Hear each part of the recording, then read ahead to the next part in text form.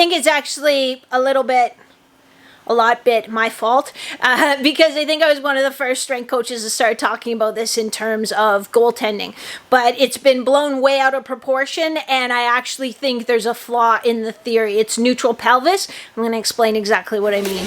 Yeah, it makes sense, but then did you look at his pelvis? Like, does he have neutral pelvis? There's your problem right there. No, seriously, it was probably like the most neutral pelvis I've ever seen. I'm just my cheeks. Give me a second.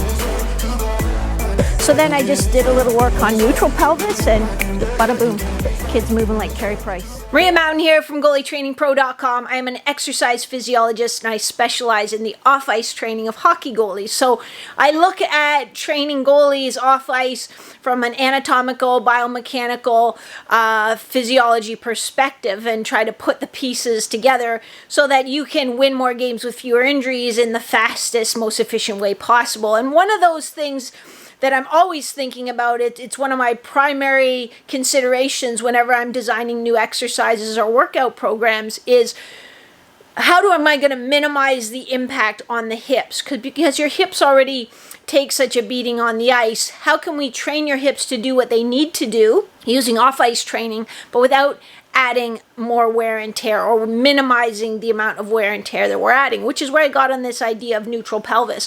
I actually kind of fell upon it watching Carey Price play, working with another client of mine who's an equestrian athlete, learning from her how they really have a very technical way of using their pelvis and positioning their pelvis, and then relating that back to how Carey plays and even Carey's experience growing up playing rodeo, riding rodeo. I asked him about it once if he thought it had an impact, and he was like, I don't know. My dad always just said to, stay tall and be calm, and that's where his guiding principle is. But let's get into what is it. So if we were trying to find neutral pelvis, we would find your three landmarks, which would be your ASIS, the bony prominences on the front of your hip, and your pubic symphysis, which is just the front of your pelvis. And we would basically want to get those sort of level in the frontal plane. We'd also look at your ASIS, again, the bony prominences on the front of your hip, and your PSIS, so the bony prominences on the back of your hip, and we would want to get them roughly level front to back. That's what neutral pelvis is. That's great. That's awesome. Okay, but what happens as soon as I go into my ready stance? Before we start talking about stance, I guess it's important to explain why it's important. A lot of us tend towards an anterior pelvic tilt. So if this is sort of my neutral pelvis position, an anterior pelvic tilt is the pelvis tipping this way, so that kind of thing. And we see that, and sometimes people, he's got a big hockey bum. Well, it's not a big hockey bum, it's an anterior pelvic tilt so that your butt's sticking out the backside. When we do that, when we have that big anterior pelvic tilt, and there are multitude of reasons why we have it. I think one of the biggest contributing factors is that we sit so much. So when we sit, our hip flexors adapt into a shortened position because our body doesn't know what we want to do later. It just knows what we do over and over and over again. So if we sit for work, sit for school, sit in the car, then get on the ice and play with our hips in a flexed position, it assumes, these muscles are actually supposed to be like this long. They don't need to be that long because we're really never in that position. One of my hip flexors is also a quadricep muscle, attaches right here. So when those get tight, it pulls me into that position. The problem when I get pulled into that position is it closes down the front of my hip joint. So it tilts my pelvis, so I just don't have the room to flex my hip as far before the bony surfaces, my thigh bone and my hip socket, run into each other, and I just anatomically don't have room. So if you are anteriorly pelvic tilted, and I'm exaggerating it by a ton, but some people actually are this much, that is as high as I can raise my leg. If I come back into this neutral pelvis, now I can get my leg up. I've opened up space in the front of my hips, so I'm not smashing my bones against each other and adding wear and tear and potentially building up a bony callus. So that's why it's important. Let's talk about how it gets to be a problem as soon as we get in our ready stance. So here I am in my neutral pelvis, and now Now I'm in my ready stance. Well, is my pelvis still neutral? Because I'm flexed now at the hips. So now those landmarks aren't lined up in the frontal plane. So here was neutral. Now, is that still neutral pelvis? Can we really talk about neutral pelvis, or is it the pelvis in relation to other structures? So this is where it gets, stick with me here. But neutral pelvis, if we have a pelvis just floating in space, does that mean straight up and down? I suppose it does.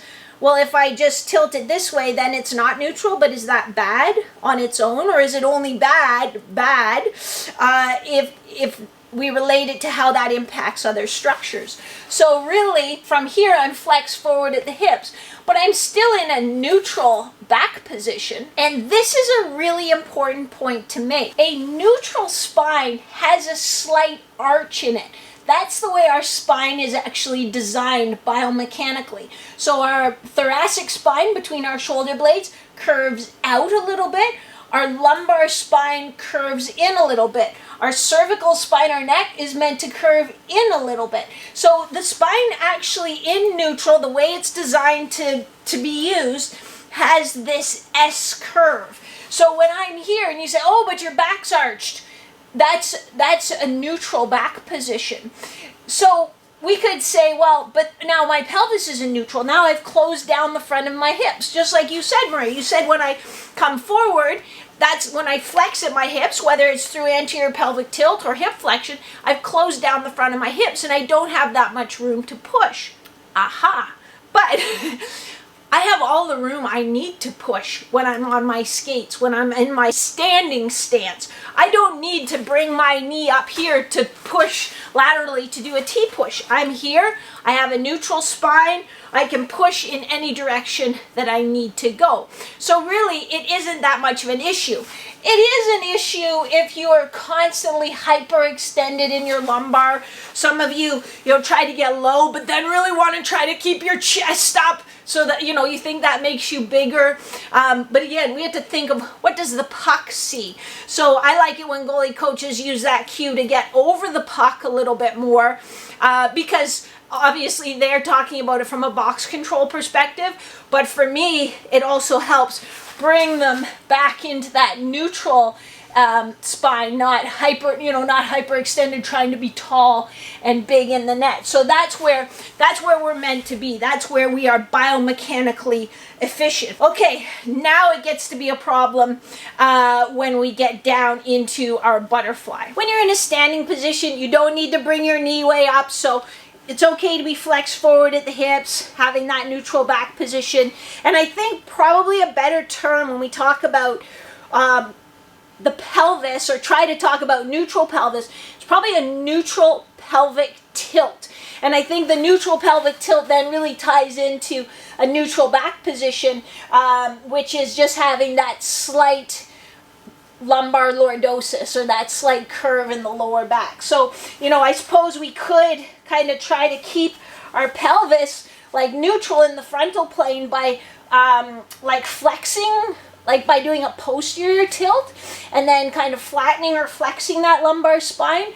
The problem with that is then it creates load on these lumbar vertebral discs. They aren't designed to be in a flexed position of the spine. They're designed to sit nice and flat and cushion in this slight arch. So if we talk about neutral pelvic tilt as it relates to the spine, then I think we're talking about something a little more relevant. Well, let's say the play's getting in quite close and I'm getting over the puck. I'm getting flexed at my hips and I'm over the puck. Well, then that's closing down the front of my hip, right? And yeah, it could be, and it depends. If you have anterior hip impingement, that could be even more pronounced. But here's the thing. When the play is in this close and I'm flexed forward, and again, I'm not trying to be here, getting my chest up tall and hyperextending. We don't want that. But if I'm here in my neutral pelvic tilt relative to my spine and I'm over the puck, well, yeah, I could be impeded in bringing my foot up all the way to push. But like I was saying, when the play is in that close and I'm over the puck here, are you really bringing your skate up for this big, powerful push from here, opening up a nice hole there? Or are you more using your outer range power? Or should you more be using your outer range power for just to execute a quick, powerful push, not open up a big hole, and then close it back down again really quickly? So I think when we're in a standing position, we don't need that big hip range, so we don't need to, you know, try to keep almost like a flat pelvis by rounding our back so that we're staying in that position. When we're down low, at first I thought, oh, that's going to be an issue, but actually, and this all got hashed out with a Shutout Academy Elite coaching call, and we started talking it through, and I kind of got stuck myself. I was like, wait a second, well, now I'm not in quote-unquote neutral pelvis, or what I think of as neutral pelvis. You know, neutral pelvis would be like if my pelvis was a bowl, I wouldn't be spilling any water. And it's like, well, anytime I'm down or I'm in my ready stance, I'm not in neutral pelvis like that. So then as we talked it through with the goalies, and we talked about getting in the butterfly and how that impacts and what the solution could be, you know, they were the ones to point out. But yeah, like, you know, then you're doing quicker, smaller movements that don't require quite so much. So I'm not saying neutral pelvis isn't a thing anymore, but I think we need to not just think of it as the pelvis maintaining, being upright, being neutral in the frontal plane. I think we need to take it into account as part of the system, which is really the joining the legs, the pelvis, and the back. That system has to work together. So we want to try to keep those areas in an anatomical, biomechanically efficient position, which is neutral spine. Now, I'm not saying that you can't round your back or twist or side bend or do all the things you need to do as a goalie. Your spine is designed to move like that as well, but we don't want to sort of constantly be putting ourselves in these sort of awkward, sustained postures, trying to save our hips, but adding a cost to our back. So this has been sort of a wild musing about neutral pelvis and, you know, just what I'm thinking of and what's a better term. I might go with neutral pelvic tilt, because to me that relates more to its attachment to the back and the position of the lumbar spine in particular. But it's always developing, it's always evolving, and we're always learning. So that's, you know, that's the hallmark. Just like your goalie coach, just like you're always experimenting. Is there a better way? You know, I used to do this and really like it, but now I think I found this better way that works better for me. So it's the same thing, but it's about applying the scientific principles, because, you know, the science of biomechanics doesn't change. The science of your anatomical structure doesn't change. So it's applying those principles to what you need to do on the ice to find the best way to help you stop more pucks with fewer injuries. So if you're a bit of a science geek, a bit of a science nerd, you probably really gobbled that up and liked it. Make sure you hit the like button if you're like, what? Ask any questions that you have in the comments below, because also when I get your questions, sometimes you look at it a different way than I do, and it's like, oh, what a great idea, or, you know, it helps me formulate my thoughts. So that's just a big, long, rambling talk about neutral pelvis. See ya!